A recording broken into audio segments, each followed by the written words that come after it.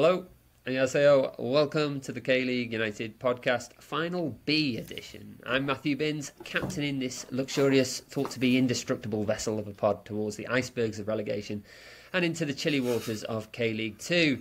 Striking up the band for one last tune as we sink below the surface with a sense of acceptance, it's our in-house Incheon United expert, Luke Evans. Hello, Luke. Hello. I think expert is stretching it. But yeah, I'll take it. Well, of the three of us, anyway, but that you're doing yourself a disservice. But also on the pod, pushing aside the women and children as he makes for the lifeboats, it's my usual co-host, Paul Neat. Hello, Paul. Am I the Billy Zane character in this Titanic analogy? It's not a wig, by the way. No. I'm all right, actually. Yeah, I'm much better than I was before the weekend, as we'll get to a little bit later. Feeling pretty good. How are you?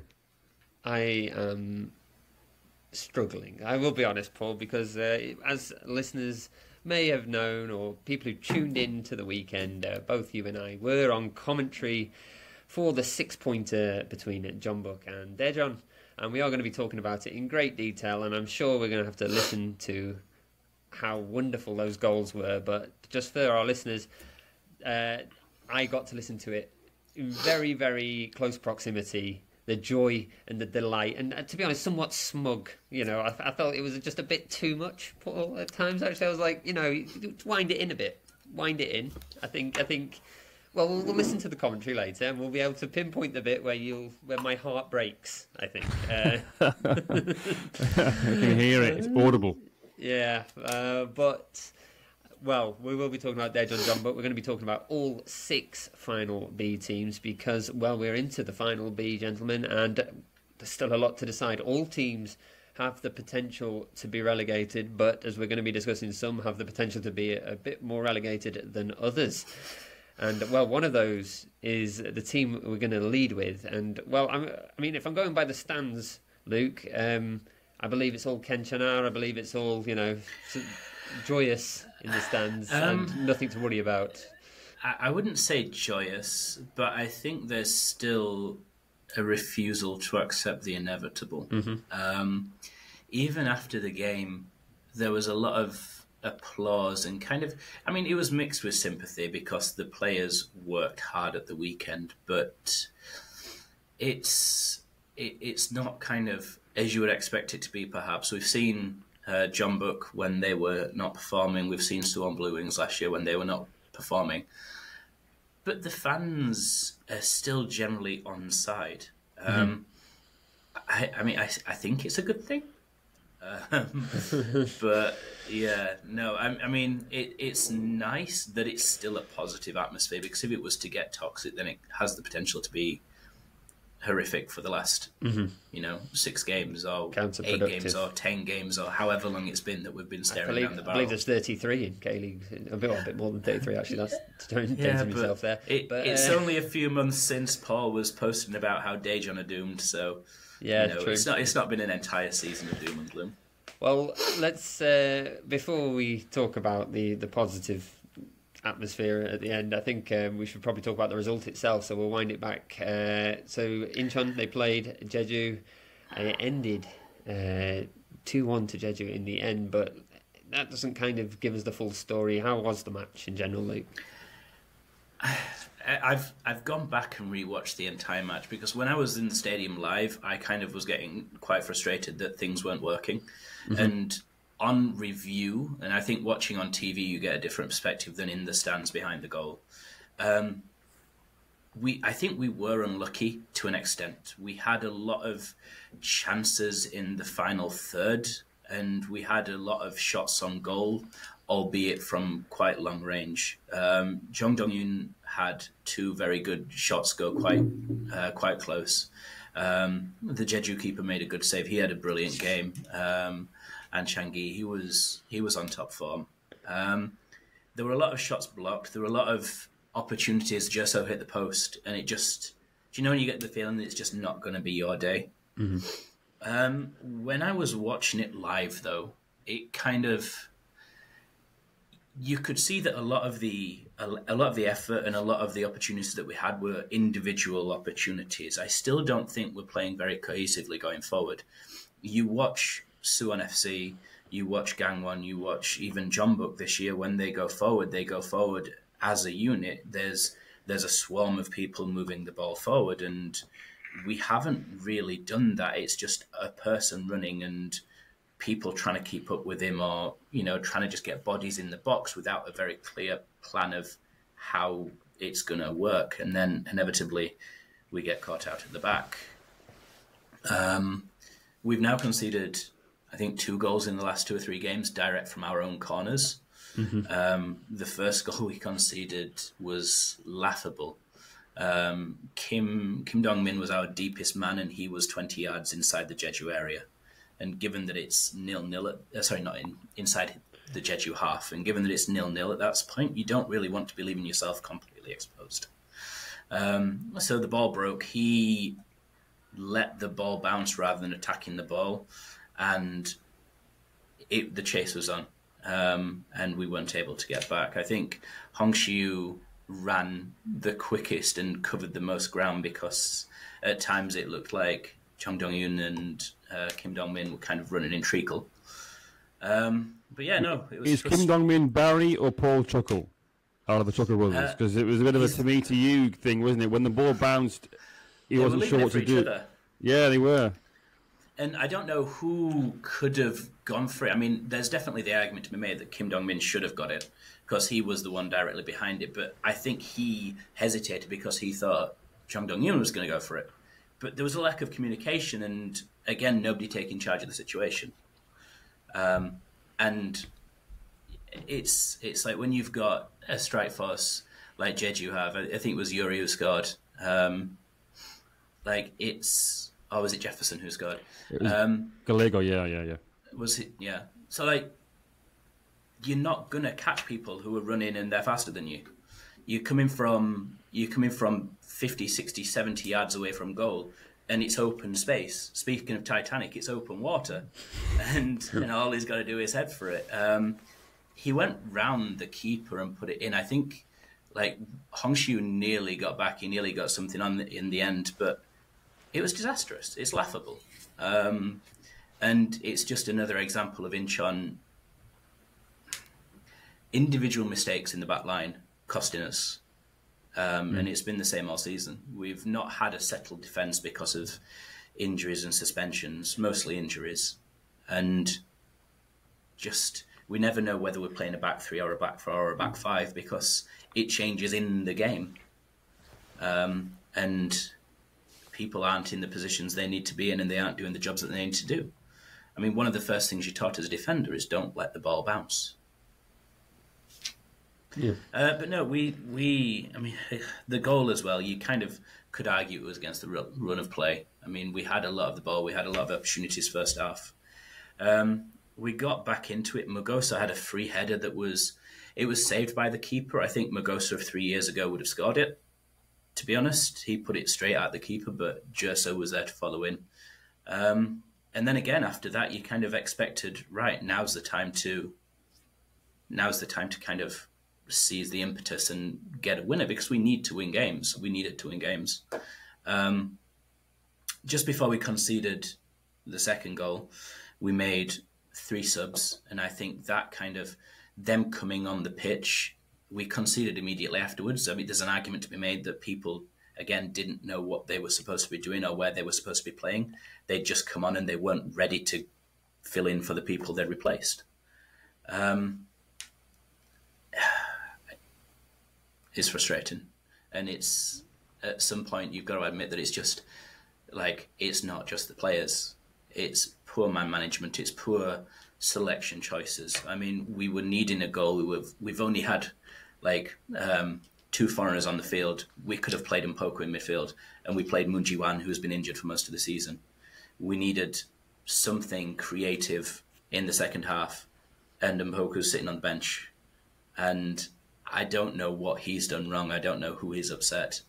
But it's when you're crying out for some creativity, and when you're crying out for someone to move the ball forward, it makes no sense that he's left on the bench.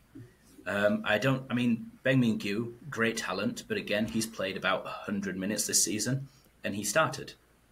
In a game where you have to win, I think we have other options. And I know Mugosa's come back from international duty, but that was a strange pick. Mm-hmm. We needed to attack, and in the last minute he brings Song Shiu on, who has I think he's played one half of football all season, and he was at Seoul Leland last year and didn't impress. Do you think he's not been? Yeah, sorry. I was going to say, do you think there's like an element of like the manager just throwing what else he's got left at the wall because he's kind of given up at what he's got already? Or I think the manager's completely out of his depth, if I'm honest. I don't think he should have been given the job in the first place. I don't know that he has... I mean, this is just speculation, but I don't know that he has control of the actual squad. I don't think they're actually playing for him. I don't think... I mean, we talked about on the last time, like, Jo Seung-hwan being authoritarian, but you don't get that impression now. So we've perhaps gone from one extreme to the other. And the club keep posting the videos, and the videos are from the changing room before the game, after the game, and it's kind of, a lot of the players look switched off. I don't know any other way to explain it. I mean, there was Mugosa shouting and screaming a couple of weeks ago in one of the videos, and you look around the play, and I don't know if they're just being polite in their response, but they're not reacting in the way that you would expect them to do. And I think now it's got to the stage where the ship's sunk.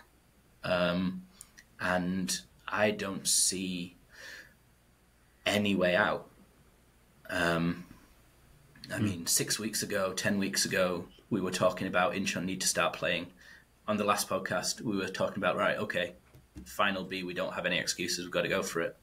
And at best, I think we might have one win in us, and I expect that will come when it's too late. So, I mean, we're going to go through each team really and talk about whether the mood in the camp is there is one of positivity or optimism, and one of pessimism. But I think you've kind of already answered that there for us. Is the feeling one of acceptance at the moment, really? It was very interesting today. If you caught on Instagram, Incheon posted a video from full time, and there was a picture of Jeso in tears, and there was a video of Jeso in tears and going down the line of the players. And I would say, I mean, they'll not say it publicly, but I would say the players know what's going to happen. I mean, we go into this weekend with playing Gwangju.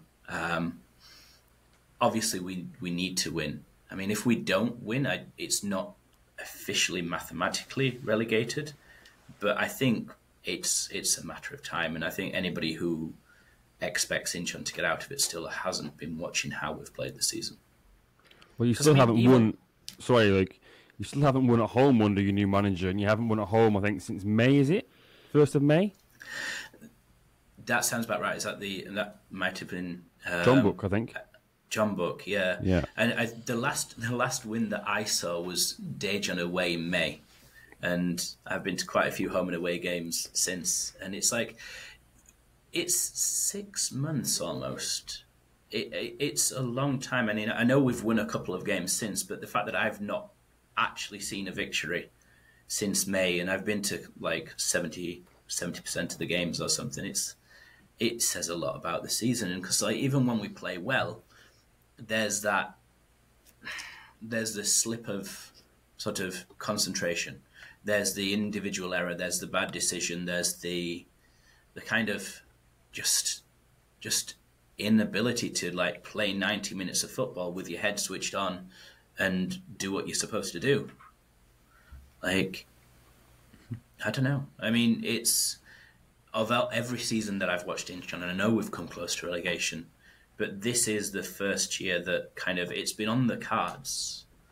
Like, because it's not just that we're not winning, it's just we haven't even got playing this year. There's not been a game where I've come away and thought, you know what, we played really well and we deserve that win. we've played okay. We've picked up points and we've battled, but I think maybe the Jeonbuk game was that the 3-0 game at home. I think that's the only game where we've actually sort of looked decent, and that was when Jeonbuk were at their lowest. Yeah.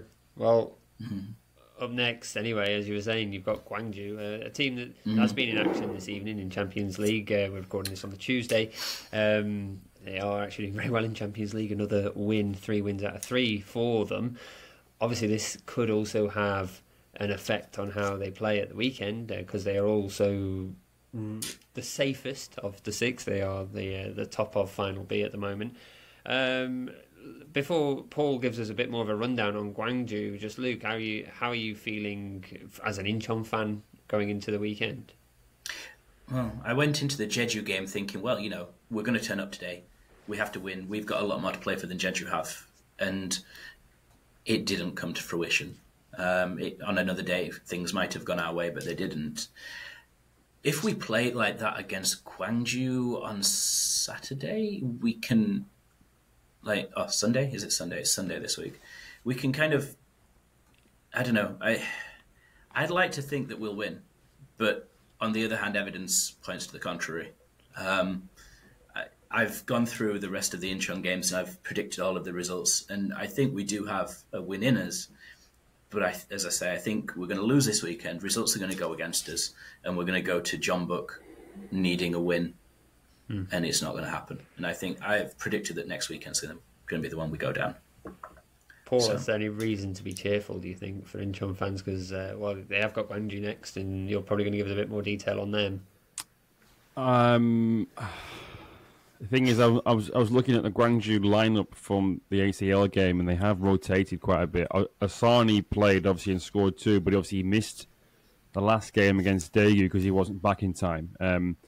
So it all points to, I'm afraid, it all points to sort of priority on the league. Even though they've won 3 games out of 3 in the Champions League, they have rotated and they've had Ho Yu on the bench, An Yong-kyu, Iyodum, Lee Hee-kyun, people like this, Chae Gong-nok as well, all on the bench, and it's obviously they're getting ready for Incheon because they know how important it is. But for Incheon, I mean, the thing is, they've been gifted, not gifted, but they've been given an advantage in terms of they've got 3 home games in the split. Obviously, they've had 1, and having back-to-back home games to start the split had given them a huge sort of boost, or it should have done. But they've just been so unlucky because, like Luke said, they were on top in that first half against Jeju. There's so many chances and then some great saves by the keeper as well, for Jong Dong-yoon early on. And then Jerso hit the post. If that's a millimetre to the right, it goes in. But then it's just about character, and they've that set piece was suicidal. Like Luke said, no one knows what they're doing, and the corner doesn't even beat the first man, and then they don't know then what to do when that happens. So there's nobody in position to be able to capitalise on that. So to me it just looks like they're going to need to react, obviously, against Gwangju. But it depends if things aren't going their way again. Do they have the bottle and the character to overcome that? I'm not sure. I think if they did, they would have at least held on for a draw against Jeju. But yeah, I mean, the goal we conceded against Jeju at the end. It was a lot of people standing around looking, waiting for somebody else to do the job. I think without either Delbridge or Unichi in the back line, we don't have any leadership. And, it's really unfortunate because Connie was playing really well. He's played well the last few weeks, and he got kicked in the head early on. And some people online have suggested it could have been a red card. It was like an overhead kick attempt, and it caught Gonnie in the face.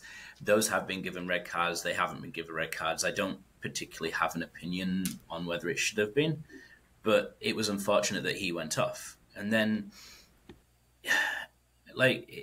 we don't have any leadership at the back. We've not got anybody who can be the one man to kind of say, right, we're going to do this and this is how we're going to do it. Yeah, it was frustrating. It was frustrating. Well, moving on from a very frustrating showing from Incheon, we'll move on to where things have been going slightly more positive. Paul, tell us, Gwangju, how's it been going up there? Down Gwangju, there? Where are they? Up there, down there? We don't know at the moment, given their stadium. Well, actually, in my notes here, I do have sort of notes on that about where are because they're up in Yongin, and then they're away to Incheon. So what do they do? Do they them to stay? Surely, do they come back? Do they travel back to Gwangju tonight or tomorrow? Train Wednesday, Thursday, and then Friday go back up again? Sounds a bit of a nightmare to me. But anyway, on Friday, they were in action on Friday. They, obviously, because of their ACL involvement, they played a day earlier. They drew 1-1 at home to Daegu. Jeonju gave them the lead after 78 minutes. It was a set piece, a free kick from the left, around 20 yards out towards the touchline. Nice teasing cross from Chae Gong-nok, and then a proper centre-back's header in the box. You know, those sort of typical, you rise above everybody else, and he sort of hammered it home.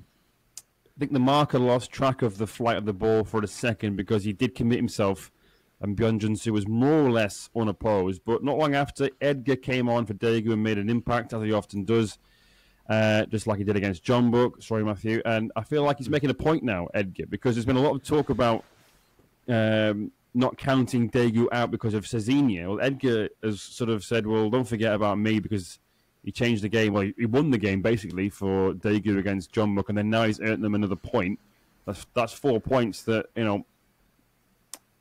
puts them a lot better off than other teams. So that goal came about 5 minutes from time. It was via a corner, Cezinha from the right, and it was a deep corner, basically towards the penalty spot. Now, Edgar started his run from deeper than that and was unstoppable in sort of getting his head on it.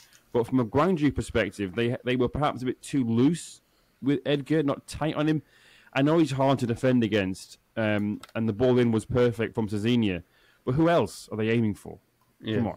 Realistically, who else are they aiming for? You can't look round and thought, well, Edgar's over there. He's having a little rest for 5 minutes, so let's just ignore him. You know what I mean? Like, what do you think he's doing over there? He's obviously going to time his run and then for maximum impact and power on the header. So he makes a late run, meets the ball on the penalty spot, and then they score. So another game where Gwangju have sort of let a lead slip. Mm-hmm. Yeah. I mean, notes I got on that game as well was just how scrappy it was. I was really shocked. I think the state of the pitch as well had a big part to play in it. And we're going to talk a little bit about Daegu, but their manager commented on that in particular. But both goals headers, and both from the two best teams for 1v1s in the league. Two teams that like to play it on the deck, like to pass it. Gwangju, the home team, as well, and they were both resorted to. There were so many fouls, so many scrappy. There was players squaring up with one another. Today was the same. Yeah, the Gwangju Champions League game today. Both teams, the last 20-30 minutes, they were kicking each other up in the air, and lots of niggly fouls and stuff. So I don't know if that's the way that Gwangju are going to play to make sure they get over the line, because at the time, they were under the cosh a bit. Until they scored their third goal, they were under pressure. But there was lots of niggly fouls and lots of yellow cards and complaining and argy-bargy and stuff. So maybe that's what they're doing to kind of make sure that they get through in both competitions. I mean, Paul, how are you seeing Gwangju going for the weekend? Well, I think because of the draw last time out, they're going to have to get their act together. They've obviously won in midweek. They'll feel a bit better about that. But I just think they're going to have to be ready for some sort of reaction from Incheon. They will be buoyed by the midweek win. They are more or less safe from automatic relegation. Obviously, if they beat Incheon or if they, basically, if they get a draw and it's the same points gap, then they're going to be safe from automatic relegation. But the bottom three, 10th, is only 6 points away. So obviously there is still that danger of getting dragged into it. So they're going to have to be ready for that. I think the manager, we all know what he's like. He's a bit nuts, isn't he? And he doesn't accept anything other than the absolute best from his players. So I just think obviously they've rested quite a lot of players as well. Jeonju is suspended, so you might see Hoyul drop back to centre back, and then I don't know, Chae-Gong-Nok, who was on the bench against JDT, maybe he'll start up front. But I just think they're going to have to get ready for some sort of reaction, weather the storm for the first 25 minutes, and then see how they do. They were quite good at picking Seoul off on the counter-attack a few rounds ago. Might be a similar sort of situation where if Incheon get frustrated and try to sort of throw everything at it, there might be space in behind. Obviously, they've seen what has happened when Incheon fluff their set pieces. So we'll see how Incheon respond and how Gwangju can capitalise on what they've seen. Go for it, Luke. So I was going to say, I think it's interesting as well that Gwangju still have Jeonbuk and Daejeon to play, so they've still got teams who are going to be down there fighting, although those are now 6-point games. So if they go in and they're not safe from dropping into the relegation zone, at least the teams that they're playing, it's an opportunity for them to directly harm, the people who are in and around relegation. I think it's like the next game after us, they play Daejeon, I think, and so it's by then they should be. They should have less to worry about, I think. But again, everything's a 6-pointer, so it all goes down to kind of how results go this weekend for everybody. Yeah. Paul, do you think the fans should be optimistic of survival if you're a Gwangju fan? A little bit worried about not seeing the game out against Daegu, conceding fairly soon after scoring. They're not they're not consistent, are they, either, really? The last 5, they beat Pohang 2-0, then lost to Jeju and Gimcheon.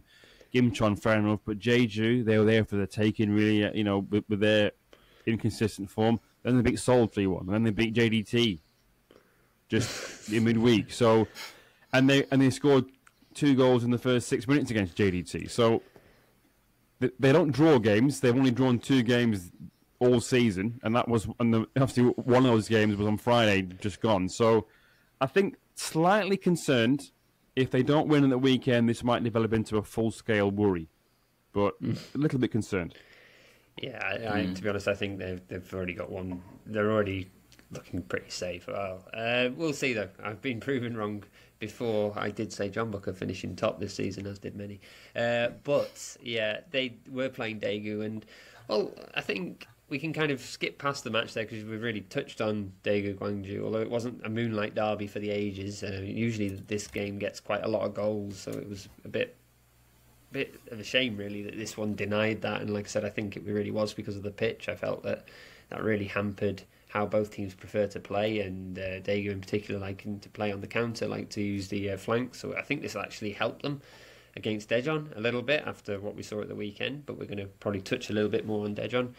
But Daegu, in terms of optimism, I think they should also be quite positive. They're not safe by any means. They're 1 point clear of the playoff positions. But what I think about Daegu is they do always find goals, and I think one of the main worries when you're in any relegation scrap, and I know it's cliche and everything, but when the goals dry up, that's when the real worries start. And Daegu, they keep finding them, and I think the way they're finding them as well, it's a little bit more risky, waiting all the way to the end of matches to score equalisers, to score winners, sometimes both if it's against Jeonbuk, but it is galvanising, and I think they of the 4 teams at the bottom, I mean, you can make a case for Daejeon also having the fans behind them at the moment, but fans like enthusiastic and hopeful, but I think Daegu probably have the best case. They are 5 games unbeaten coming into next weekend against Daejeon. They keep finding these winners. Edgar, as you said, point to prove, that was his 5th goal of the season, 4 of them from headers. it should be said. Only Ilyachenko has scored more with his head this season. And, when you see Sorry, Matthew. Sorry. I think he's like the Undertaker, where he's like, he does that thing where he's lying down. And it's like, they need a goal. It's 85 minutes. He just sort of sits upright. Sits bolt upright, and then he goes on and just goes straight on and scores. It's just like there's a gong. Yeah. But that's it. I think they've just got all the players who, all the classics. Cezinha, Edgar. I think they're all just coming back into form at the right time, and I think it's all just coming together nicely for Daegu. And I think that before we kind of go into their match with Daejeon at the weekend, I think even if they do get dragged into a playoff spot, I think that they have enough to oversee any team over two legs. Any K-League 2 team wouldn't want Daegu. I think, to be honest, if you're a K-League 2 team, you'd fancy Daejeon or Jeonbuk right now, which sounds odd, but genuinely, I think Daegu, they've got quite a bit. There's a lot of. We're talking before about Incheon not really having that cohesiveness. I think that's the difference in these few positions in the table. Daegu are conceding a lot. They're not making actually expected goals. They're not making that much, even though they are scoring a lot recently. They're scoring every game, but they have got that cohesiveness, that desire to keep fighting, and that desire to kind of get it over the line, but also that talent as well. Also that extra bit of cohesiveness to make it actually happen. But yeah, going against Daejeon at the weekend, I think. Paul, you'll tell us a little bit about Daejeon, but I think from what I saw against Daejeon, they did look very suspect down both flanks, especially Daejeon's right flank, which I think Daegu, the way they like to play, they like to set up to play on the counter. Daejeon at home, I would be expecting them possibly to be moving forward and trying to get that win, buoyed by the victory over Jeonbuk. But Paul, tell us then. Let's get it out of the way. Do you want to? Well, actually, would you like to play? Shall we play a clip, Paul? Because I think people might want to listen. Min or Jesok in towards the near post. Kim Jeonbuk. Oh, it's in. Kim Jeonbuk against Jeonbuk again this season. And Daejeon are in the driving seat. Yeah, well, we didn't say how many opportunities are Daejeon going to miss that are presented to them. Well, it seems they finally decided to capitalise on one there, yeah, but slightly fortuitous. Yeah, Hong Jong-ho got the touch, I think, that really deceived the goalkeeper who was left. Anton now, venturing forward. Kim Jeonbuk into Anton. The centre-back, Kim Jeonbuk, round the keeper, it's in! Incredible stuff here in Jeonju. Kim Jeonbuk, a second goal for him, puts the game to bed. Jeonbuk 0, Daejeon 2, and yet another goal shipped by Jeonbuk. Anton with a rush of blood to the head, venturing forward. What was he doing so far up the field? Well, they've had to wait for their opportunities, Daejeon, but they've certainly taken them. Lovely touch to take it out of the keeper's reach, and a really, really tight angle to finish. But he converted so well. The composure in this kind of situation with what's at stake. And Kim Jeonbuk now with 5 goals against Jeonbuk. He's only ever scored 1 against any team before, other than Jeonbuk. Maybe Jeonbuk should put a bid in. Well, yeah, I mean, the unlikely hero.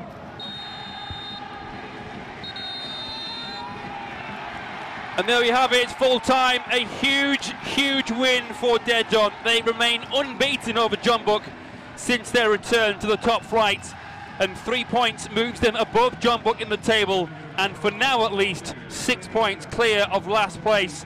Kim Jin-bom gave them the lead just before half-time, his second against Jeonbuk this season. Massa missed a penalty to make it 2-0 in the second half. It didn't matter though. Kim Jin-bom then rounded the keeper in second half stoppage time to make it 2-0, and his third goal against the Green Warriors this season.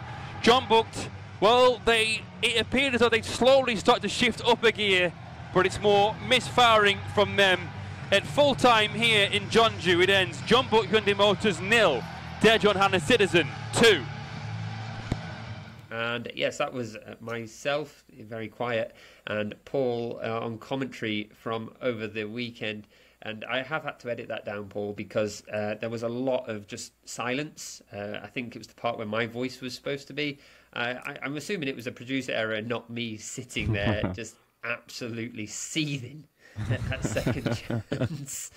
But yes, as you said rightly there at the end of the commentary, Daejeon 2 away to Jeonbuk, who couldn't find anything really. But how did you see that performance with Daejeon? How did you rate it? 2-0 to Daejeon. Kim Jin-bom, who's become the unlikely hero for Daejeon, he's a big game player apparently, and he seems to enjoy playing against Jeonbuk. 3 goals and assist against him for the 4 meetings this season. But I think Jeonbuk, as I'm sure you'll get to in a bit, Matthew, were obviously very wasteful and had a lot more possession. But Daejeon were a bit more efficient with theirs. 34% possession, which is not great, but 5 shots on target from 6. They looked, I think, a bit more purposeful. It did take them a bit to get going in terms of finding opportunities, but then when they did, they were better opportunities. I think Jeonbuk a bit more hopeful than anything else, more of a numbers game. But I think Daejeon, what I liked about them was their use of the press. They dialed it up when they needed to, and they got men behind the ball when they needed to do that as well. They are lucky that Jeonbuk spurned so many chances, and the first goal was a huge slice of luck too, with that deflection off Hong Jong-ho. But they performed quite well, and their XG shows that this wasn't really a smash and grab. I don't think the goals themselves were 0.30 and 0.44. Jeonbuk's best chance was Andrigo at 0.33, and those sort of chances from Jeon Byung-gwan that we talked about, Matthew, 0.06 and 0.13. They were the XG that were afforded to those first 2 shots. So, it was a game where it was just such a tense game, a lot on it. Daejeon somehow managed to come out and get the win. It was all about the result. The performance, I thought, was encouraging, but as having watched the highlights back, and I have watched them quite a few times, I have to admit, it was more. Jeonbuk were on top more than I remembered it to be in the game itself. And looking at XG overall, 1.9 for Daejeon, 1.43 for Jeonbuk, so a bit closer than perhaps it might have looked, but. Yeah, big win, huge win. Ends a run of 3 without one, and after back-to-back losses. And morale-wise, the manner in which they scored the second goal, the drama of it all in front of the away fans behind that goal will do wonders for the players, the fans, the staff, and they'll all believe now, I think. Yeah, indeed. And well, before I ask a few more questions on Daejeon, I think we should go to the mix zone, because it wasn't just us two on commentary. Andrew Farrell was on the ground in Jeonju World Cup Stadium, testing out the much talked about canteen, but also catching up with Anton after that match, after his assist. So we'll let Andrew take it away. More reaction now from Daejeon Hana's 2-0 win over Jeonbuk Motors today at Jeonbuk Castle. How do you feel, Anton? That was a great win. I feel good, actually. All team feel good because it was important win for us. It was game for 6 points actually. Yeah. Because now for us every match is important, and today we prove we was preparing better than them. That's it. Yeah. Look, I thought it was a masterclass. I thought you guys defended really well in that first half. I think a lot of people would have expected Jeonbuk to win as they were the home team. They have a lot of great players. Some guys playing international football recently. But that after the first few minutes, when they'd started strongly, Daejeon's defending was brilliant for the rest of that first half. Actually, I have another thought because little bit different to yours. Because my opinion today was not the best performance from all defenders, actually, because we gave them many chances to score a goal. Yeah. And I think we must prepare it better and better, because we cannot give our opponent many chances, because now every conceding goals is very dangerous for us. You know what I mean? Because we're fighting for every point right now. So I think is really good today. We didn't concede goal, but today was our opponent had many chances to score.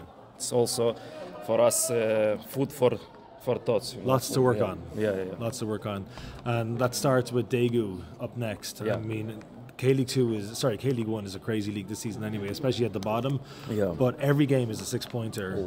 So, how are you feeling? Have the thoughts already moved on to next week's game? Yeah, actually, in my opinion, the bottom this year is more interesting than above, you know, because what's going on now right now in bottom last 6 teams is crazy, you know. I think the fans enjoying every match. So as I said before, every match now for 6 points, so we will prepare as well, and I hope we will show better performance than today, and we will take 3 points next match. You saw what it meant to the fans to win that game, though. I mean, they were wild in the away fan section. What is it like to play in front of them? You know, it's always goes booms when they celebrate, when they shout, when they support us. It's something amazing, and you also seen that as our fans, also Jeonbuk fans, appreciate to them for today's atmosphere as well, because for every football player, he enjoy not only playing football but seeing that fans going crazy. They support team 90 minutes, they shout, and it's give you more energy. So appreciate to both sides of fans. So it was really a nice atmosphere today. It was 1-0. It was about 93 minutes on the clock. I saw Anton running down the middle of the field with the ball. He kind of kept going. What was going through your mind? Because then you created this great assist, brilliant goal, brilliant finish in the end. But what was going through your mind as you laid on that assist? You were very far up the pitch. You know, especially in Korea, is always in the end of the game there is many space, because if team attack 11 players, they leaving many space behind. So I just seen the space, I penetrate, I steal the ball, I penetrate, and then I also seen that I don't have many options to dribble, you know, because there was 2-3 defenders block behind, and just I seen that I just can give the pass. That's what I did, and is it one of your most memorable assists? Yeah, I think the pass was good, but finish was much amazing. Yeah, it was much better, amazing, unbelievable. For me, it's like that. Yeah. Great stuff. Well, look, we wish you all the best for the rest of the season. Last question for you: are you confident Daejeon are staying up? Yeah, for sure. Today we proved that our team is. We must stay in K1. So yeah. Good luck with the rest of the season. Thank you, sir. All right, that was Anton from Daejeon speaking after their 2-0 win at the weekend. Well, he didn't seem as positive about Daejeon's defensive work as perhaps we were thinking at the time, Paul. No, I think defensively, the defensive work came from their sort of attacking players and midfield players leading the press, whereas defensively, in terms of the back four, a couple of mistakes and slips from the likes of Lee Jong-taek and Kim Hyun-woo, who if it wasn't for a wasteful Jeon Byung-hwan, would have been left looking very foolish with some of the slips that they made. The keeper obviously as well kept them in it. You know, the keeper made some good saves, and there's a couple of chances where Jeonbuk should have put them away. Really, there's that Moon Son Min one, that John Janu chance as well from quite close out. So yeah, I think defending as a team it was fine. The back four, I thought that the left back OJ Sok was very good on his sort of on the wrong side, but Lee Jong Taek, yeah, if Anton hadn't been involved with the national team and having just arrived back in Korea a few days before, he would have started. So it is obviously encouraging that they did win without their best centre back on the pitch. Yeah, indeed. And I mean, first of all, I should say, like, how is the mood within the fans? Would you say there's more hope that survival is possible? And how are they feeling ahead of the weekend against what is going to be a very difficult tie against Daejeon? Yeah, I think fans are optimistic, but not getting carried away because every game's a 6-pointer, and any game can make or break you. So I think they began Final B in the best possible way. They'd executed some things on the pitch that they'd worked on in a sort of winter training camp down on the south coast for sort of a week or so during the international break. So in terms of the players and the staff, obviously things are coming together well there. The fans obviously would have loved that away day in Jeonju. And I think it brings, I would say, in terms of chances of survival, they are now, I think, highly unlikely to go down automatically. That it's a 6-point gap over Incheon with a better goal scored. Means that I think it's 5 goals difference between Daejeon and Incheon at the moment. So it's basically 7 points. You could look at it like that. They also have a better goal difference than Incheon as well. So automatic, I think they're fine. Obviously, still can't let their guard down or rest on their laurels, but they look fine. Obviously, what happens in terms of the playoffs depends on who it is that they play. But it's looking better, and they've got a home game coming up. They started with I think probably the hardest game, Jeonbuk away, and then now they've got a home game. So it's looking very good, but like everything, it all depends on how they follow it up next time. Yeah, indeed. Well, if you think Daejeon are getting playoffs and I think Daegu are getting playoffs, that means, Luke, the one team that could possibly save you is Jeonbuk Hyundai Motors, 11th place after the weekend. And oh my, well, when they came into Final B, you think 3 home games against your closest competitors for survival in Daejeon, Daegu and Incheon. That's favourable. And you've also got Gwangju on the final day who could be safe, which should be favourable. But now we're looking at 4 games left in the season, and the spectre of relegation, or at least, well, at least the playoffs, looks very, very real for Jeonbuk. I mean, I don't want to go into all those stats you just said there, Paul, but they were very much in control of that Daejeon game, possession-wise. They really restricted Daejeon's opportunities to a few, and yeah, there was a bit of luck towards Daejeon's first goal, the header deflecting in off Hong Jong-ho. I do think that probably demotivated them a little bit going into half-time, but then again, you saw the way it changed when Min Song-min came on, and the chances they created then, and there were many scoreable opportunities in that game for Jeonbuk, I felt. I think we said it was 19 shots overall, only 4 or 5 on target, and those on target weren't exactly really troubling anyone. They really look like, I don't want to say look like out of ideas because they are creative, but they don't have that confidence to finish. And then when you think, well, where are their finishers? They've only got 3 players who, their 3 top scorers are all on 6, which I guess is kind of the norm for this end of the table, but also considering the talent in that Jeonbuk team, I don't think they've ever had a season where they've had a player who hasn't got double digits before, but yeah, it's not really worked for them. And Thiago, he was injured reportedly at the weekend. I was wondering whether he'd gone to Malaysia for the midweek ACL2 action, but he's not available. He wasn't available at the weekend, and he doesn't really matter if it was. That's the thing. He's such a prolific scorer, but it hasn't paid off. And I do believe there is, partly due to the way he is played at Jeonbuk, but I also think he's a player lacking in confidence as well. It's reciprocal in the end. And we were there on the commentary, and the 4 subs had already been taken, and we're thinking, well, who's the 5th sub? And you've got Park Jae-young and you've got Lee Sung-woo on the bench, and you're thinking, well, Lee Sung-woo, he scored a few this season. You might think perhaps he would be the one to make a headline because he does like to create them.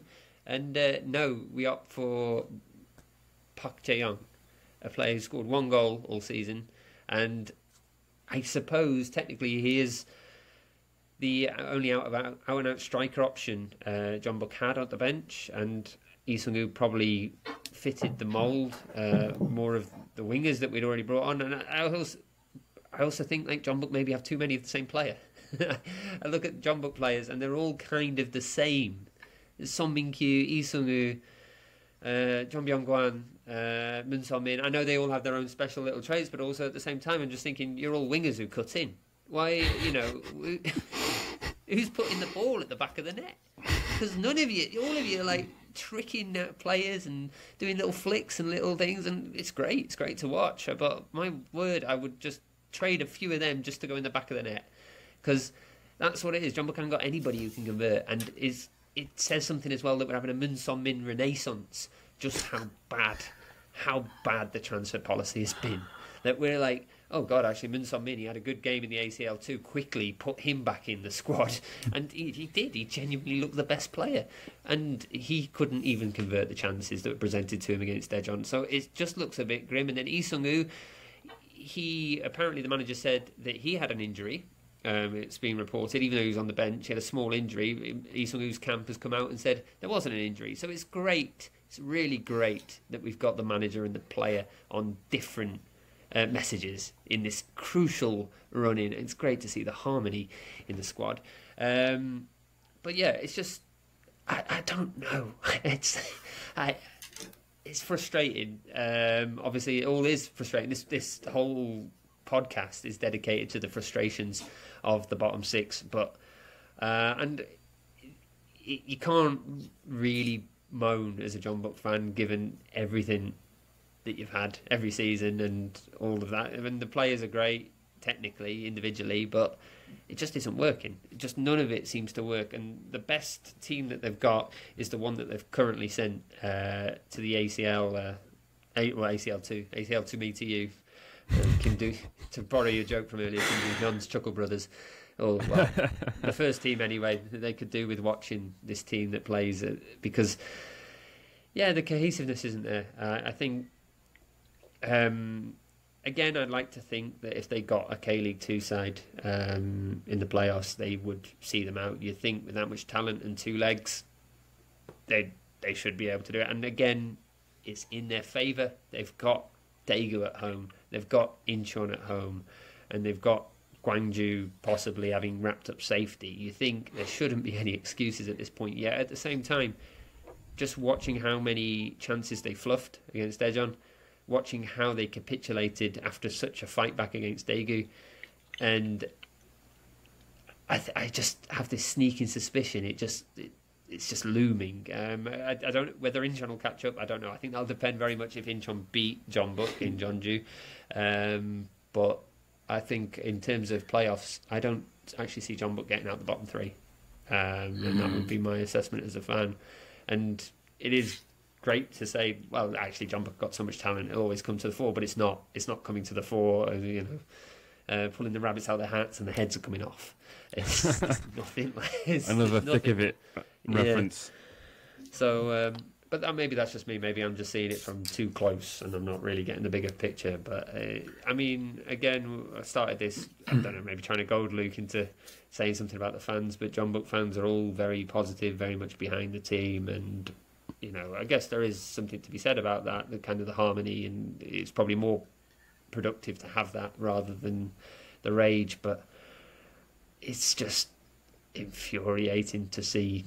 I don't know. I want something more, and I just don't think it's happening. But they have got Jeonju, where they could turn it around. They've got them on a Sunday, obviously because of their midweek Champions League jaunt. I'll continue to call it the Champions League if it's not the real one, and it's not the real one. But actually, well, we have actually missed an interview.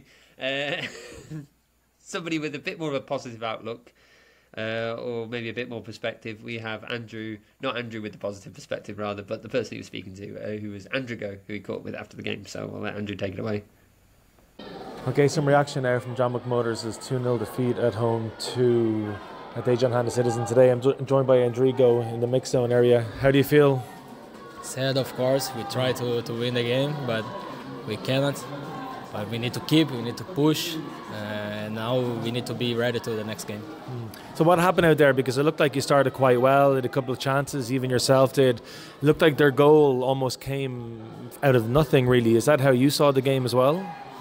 Yeah, we try to score. Always we play for building good plays, and then we try. And in one moment that Daejeon, they arrive in our area and they put the score. And we, when in this moment, if one team they score and their line stay more low, and for us it's a little bit more difficult to build something. And we try to push until the end of the game, but we scored one goal, but the referee he gave foul. But it's happened. We tried, we play our style, and for me we controlled all the game.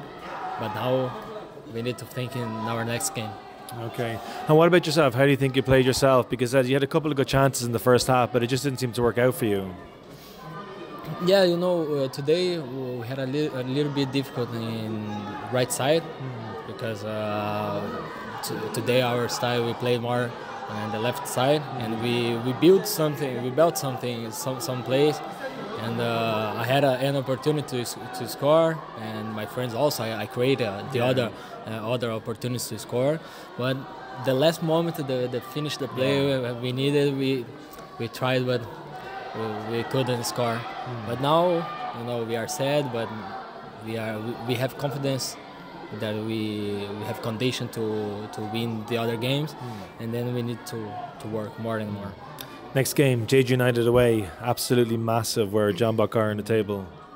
Yeah, always in Korea, all the games they are difficult, but in Jeju I know very well the team because I have my friends there, and we watched the game, and we know that it will be a very hard game, but we have condition to go there and come back with 3 points. Last question for you, because I know you're busy, but I know it's a difficult season for Jeonbuk as well, but are you happy to be back in Korea? Of course, I'm happy to be back in Korea. I love this country also, and I know that the moment that I arrived here was not good, but I believe in the club, believe in our players and our coach staff, and I have confidence in the club and the players, but we have the confidence between us. We have this confidence to win the next 4 games. Andrigo, thanks very much for taking time to talk to us on a difficult day. Thank you too, mate. Thank you very much to Andrigo there for his thoughts from the mix zone. Certainly a little bit more positive than me, but yeah, I've had time to calm down, gents, in that little moment, and we'll turn our attention to our final team, Jeonbuk's opponents. They are facing Jeju on the island this Sunday, and Jeju, well, they are very annoying. Finally, somebody said it. I think I'm Finally. sick of them. Like, of all the 6 teams in it, I thought it'd be Gwangju I'd be sick of, but I'm not. I'm sick of Jeju. Make your mind up. Are you going down or are you staying up? Because it's just, I can't deal with this indecision. We've got enough on our own, the bottom 4 have got enough on their own plate without having to wonder whether Jeju are going to turn up. Can't we choose for them? Can't we just decide that they're going down? Yeah. We'll decide. Well, I think we've all been looking for another team to get dragged into it, to make it feel like there are more absolute safety spots available to play for. Really, there's only one now, but Jeju teased that it might be 2. They got humped away to Suwon 5-0. Could have been 6. Should have been 6 because it was a dodgy offside decision. But I'm thinking this is fantastic. Jeonju are going to get dragged into it. They're going to help everybody out, and then they beat Gimcheon in the next game. There's that pattern that they've been doing of just looking horrific, like really bad. And then you look at the touchline, you look at the manager, Kim Ak-bom, and he looks like a dead man walking, and you think something's got to, this will not end well. Then they win the next week. So annoying. Daegu. They lost to Daegu as well. Like, absolutely hammered at home, 4-0. And you kind of think, okay, well, going into the split losing 4-0, like, this is going to affect confidence. And, I wouldn't mind so because the much weather's nicer. Like, I'm running out of ideas. Like, it's just... anyway, Jeju not going away, and obviously, well, it brings us back to where we started, I guess. But yeah, they had they had a good result, I guess, against Incheon, as we talked about. Not laughing at Incheon there, just laughing at the thought of just the bleakness of it all. But yeah, no, perhaps helped slightly by some fortuity against Incheon, but I think as well they're like 5 points. They're 5 points clear now, and I think for the most part they're going to be okay. I mean, they're at home to Jeonbuk, which I had down for a draw, but Matt perhaps doesn't think so. I seem to think Jeonbuk is always a draw against Jeju. I don't need to watch it. It's got 0-0 all over it. And well, you won in the last meeting, albeit at home. That late John Janu goal. Bit of confidence there. I may have turned it off in anger before we got to the goal. It may still be a draw in my mind. Yeah, because Yuli scored, didn't he, a penalty late on to equalise, and you thought, it's done. That was the one, yeah. No. But, irritating. Sorry, Luke, yeah, it does feel a bit like a draw. You had it down as a draw? Yeah, I've gone through the bottom four's fixtures for the next 4 weeks, trying to pinpoint exactly Incheon will be relegated. And you think it's next week? Okay, so if you'll give me a moment. Tell me what you've got. I've got this weekend, I've got Daegu and Daejeon to draw, and I've got Jeonbuk to draw, and then I've got Incheon to lose, which means that Jeonbuk will be on 38, Daejeon 39, and Daegu 40, which means we'll be on 32, 6 points behind, with only 9 left to play. And then I think we're going to go to Jeonbuk, and we're going to lose. And as we've mentioned, with the lack of goals that we've scored this year, 9 points behind with 9 left to play and an inferior goal scored will be curtains. So, and that'll coincide nicely with Incheon putting on free buses down to Jeonbuk for the emergency away game, and like 400 people signed up for bus tickets within like 15 minutes of them going on sale. All you have to do is pay for your match ticket, and the bus trip is complimentary, and like they were all gone. So there's going to be a decent turnout down in Jeonbuk, and if that turns out to be the weekend that we essentially go 9 points behind with 9 points left, I think that's going to be kind of frustrating. But Luke, the buses are complimentary because the fans are still. There we go. There's got to be positives. We have to find positives. I do have, just as an aside, I do have us winning one game, and I have us beating Daejeon at home. I don't know if this will happen, but connecting with the other results, I've got as Daejeon finishing 11th. I've got Daegu in 10th, and I've got Jeonbuk jumping up to 9th on 47 points. If I'm being a bit too optimistic, I'm not sure, but I'm going to save that and see how it works out. But yeah, somebody copy that, and we'll come back to that in a few weeks' time when we're all crying. I just think that the way that the fixtures are lined up, like Jeonbuk, they've got Jeju away, and I don't think Jeju away are in like any particular danger. I think they know that they're pretty much safe. They've got Incheon at home, they're going to beat us. They've got Daegu at home, and I think if it comes down to like Daegu and Jeonbuk, and it's kind of, you know that whoever wins will get that 9th spot, then I think Jeonbuk at home, you've got to favour them.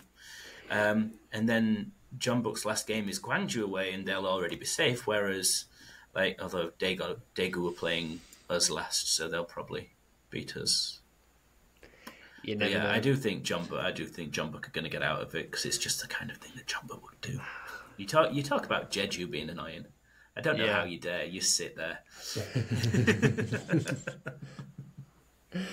Indeed. Well, on that positive note for all of Korean football, I think we will end this podcast on Final B there. But before we do, a quick look at the fixtures for the weekend. Who have we got? Paul. We have in round 35. All right, split in half. Let's go Final B first. Okay, so we have Daejeon against Daegu on Sunday at 2 o'clock, and then Incheon against Gwangju, and Jeju against Jeonbuk, both at 4:30. There was another game on Sunday, but I can't find it because I got to go and look at the top half of the table. Just give me a second. It's East Coast Derby, I think you'll find, Paul. There we go. We have Pohang versus Ulsan on Sunday at 2 o'clock, and then before all that, 2 games on Saturday. Gangwon at home to Gimcheon at 2 o'clock, and Suwon FC at home to FC Seoul at 4:30. So 2 games on Saturday, 4 on Sunday, and there are obviously 3 games on K-League TV with English commentary, and they are Suwon against Seoul, the East Coast Derby, and Incheon against Gwangju, which is a game that I'm doing. Yeah, very nice. And Suwon Seoul, I don't think they've done that one this season, Suwon Seoul, so it seems like every game we do.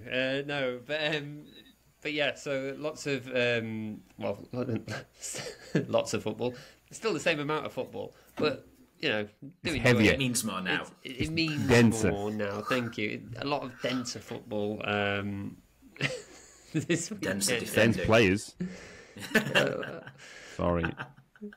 We're well past the edit mark. This is just gonna exist as it does now. But yeah, please do tune into all the K-League action. You can do so on K-League TV. That's tv.kleague.com. If you're outside of Korea, and if you're inside Korea, well, coupon play as always.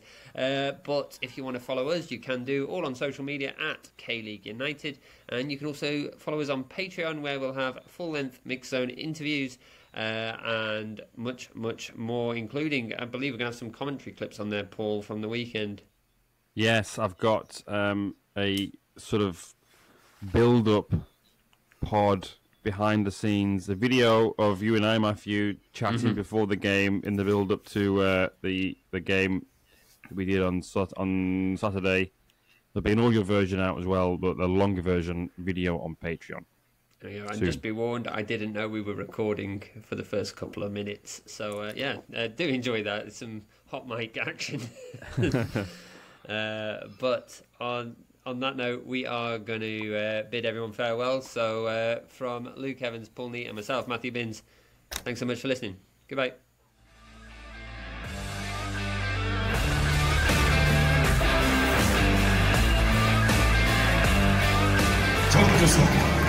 본격기 김신